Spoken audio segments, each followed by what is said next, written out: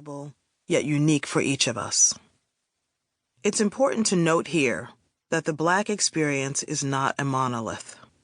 An article in the New Republic notes, "We don't all agree on what Blackness or Americanness means, or whether we should even reconcile those two things.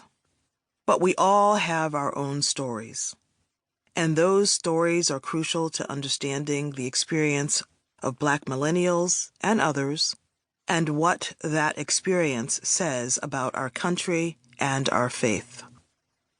For over 30 years, I was a therapist for folks of various ages and stages of life. The settings varied from public schools, residential facilities, prisons, universities, private practice, and the church.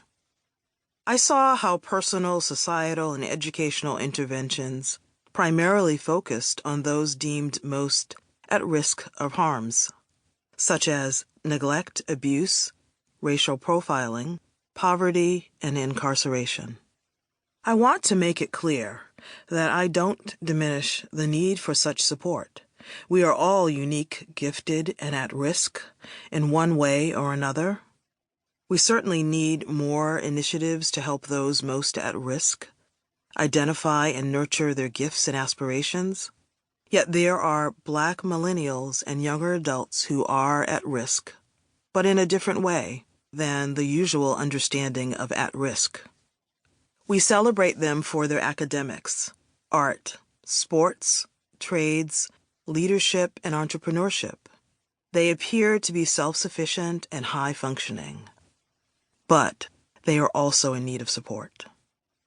A report from the Education Resources Information Center, ERIC, reported that research about academically gifted Black students rarely focuses on these students' socio-emotional, psychological needs and development.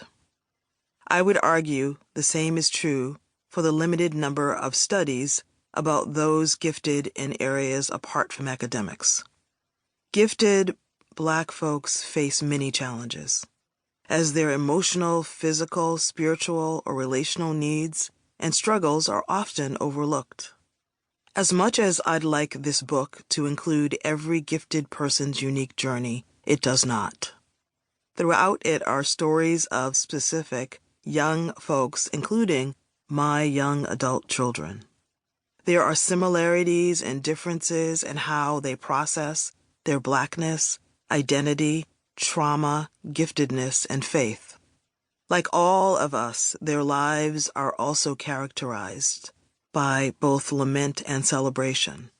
Their stories and the scripture references may help each of us to feel seen and heard and validate our own inner lives and experiences. Great expectations. Before we go any further, it's essential that we commit to being gentle and compassionate and caring with ourselves as we look at what has happened. We have held so many conflicting feelings for far too long, and the last thing we need is an angry voice telling us to get it together. We can agree to treat and speak to ourselves in the way we would like a dear friend to speak to us, one who encourages us to rest when we need it or keep moving when we are ready and able.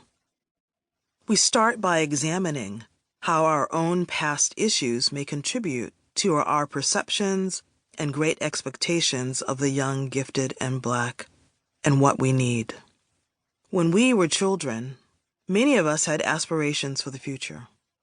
Some of us spent long hours studying and practicing our craft, and many times we had to choose this over our friendships.